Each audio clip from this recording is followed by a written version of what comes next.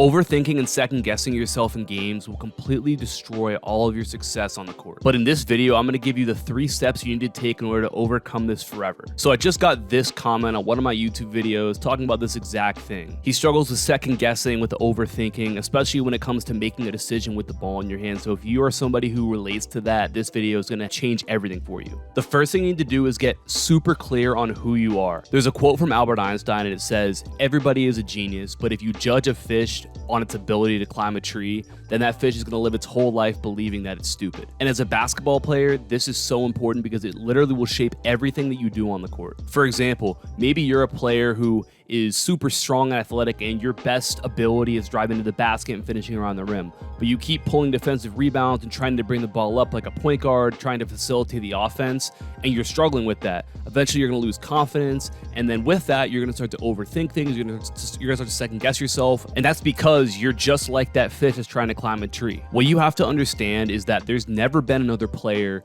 who's played the game of basketball that's like you. You're one of one. There are great players out there who have all these different skills, but the exact combination that makes you you is unlike anybody else. So the greatest gift that you can give to the game and give to yourself is to accept who you are as a player and to not try and be somebody else or be somebody that you're not. When you can accept that, when you know who you are, when you're honest about that, and then you stick to doing those things, you make those your priority, that's when the game flows to you. Because right now, chances are you're scratching and clawing for every point that you get, every ounce of success that you find on the court is hard, it's difficult. But when you really know who you are and you accept that and you play to those strengths, things just happen. You start to score points more easily. You start to be more confident. Things become easy for you when you can accept that. But that's step number 1, is getting very clear on what your strengths are, what your weaknesses are, and where you need to make sure that you put yourself in order to give yourself the best chance of being successful. Step 2 is understanding the decision-making checklist. This can be super simple. Like the player said in the comment that was left, he was struggling understanding when to shoot,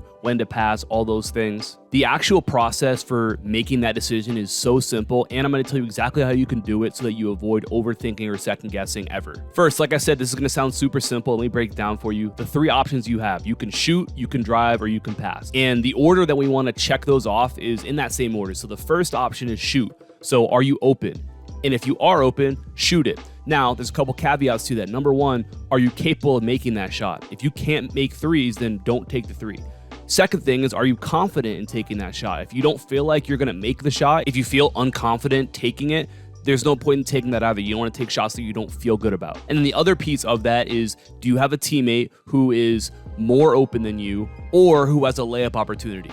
If that's the case, you pass them the ball. So step 1 of this, when it comes to deciding whether or not you should shoot, is, are you open? And is it a shot that you're capable of making and confident taking? And do you have any teammates who are more open than you or have an opportunity for a layup? When you go through those things, that will give you a decision on shooting. Now, let's say you don't have the shot. That's when we get to drive. That's step 2. Now the question becomes, do you have a closeout coming at you? Is your defender off balance? Is there momentum to attack? If so, drive. Or do you have a size advantage or an athleticism advantage on the player who's defending you? In that case, also, we want to drive. And then the third step to that is pass. This is the simplest one of all. If you don't have a shot and you don't have a drive, pass the ball immediately. And when you make that pass, you can do anything but stand still. The only wrong decision you can make is pass it and stand and watch. You make that pass, you cut, or you screen away. So now that we understand the checklist, how do we make sure that we avoid the overthinking, the second guessing that a lot of times comes along with making decisions? There's really 2 things you need to understand about this, and it's going to give you a ton of clarity. When it comes to making that decision of shoot, drive, or pass, you need to make that decision within half a second of catching the ball. We call that playing in 0.5 decisions. And the reason for that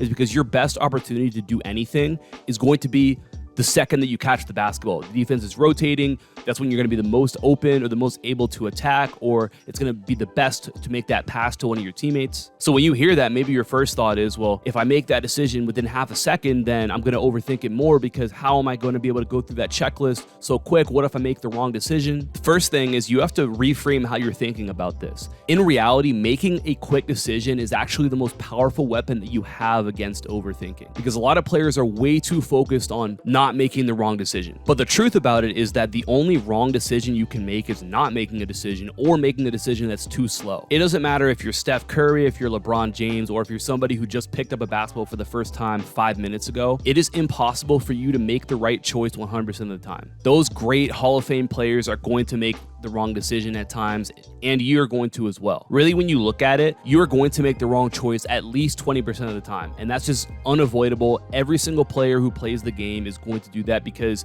basketball is an imperfect game, and every single player who plays it is an imperfect player. So you have to accept the fact that perfection is literally impossible. The one thing that matters more than anything else is that you make a decision quickly and decisively, because even if the decision is technically wrong, by making that decision quickly and decisively, a lot of times it's still going to work out for you. Let's say that the right decision was to pass the ball, but when you caught it, you confidently and quickly chose to drive instead.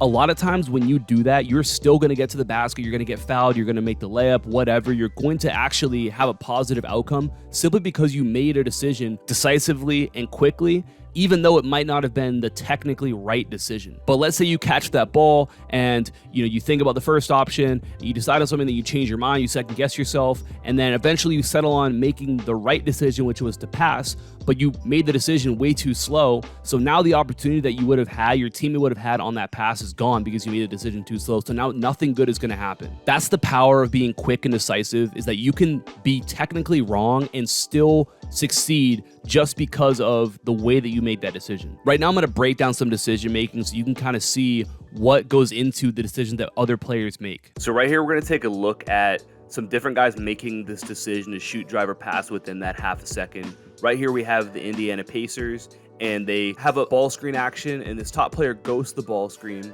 Then he gets the ball and he sees wide open downhill drive, so he goes. The defense rotates over, so makes the decision to pass, and 26 catches the ball, sees that his defender has 2 feet in the paint, so he takes the open shot.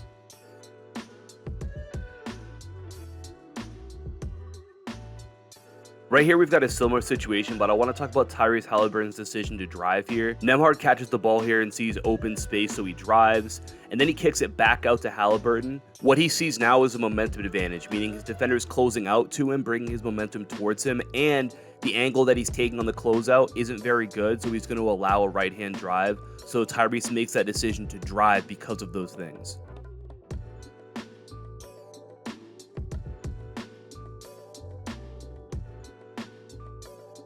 So here we've got the Knicks, and we're going to see the power of making that decision to make a quick pass and what it actually creates. So they started with a couple ball screens, and Hartenstein gets the ball, kicks it out. So here we have that initial kick out. He doesn't have a good shot. He doesn't have a great drive, so he passes the basketball. He skips it up. Brunson probably could take the shot, but he sees that his teammate next to him has a better opportunity to shoot or drive, so he makes that simple extra pass. That leads to a closeout to attack, to a dump down, to an easy 2.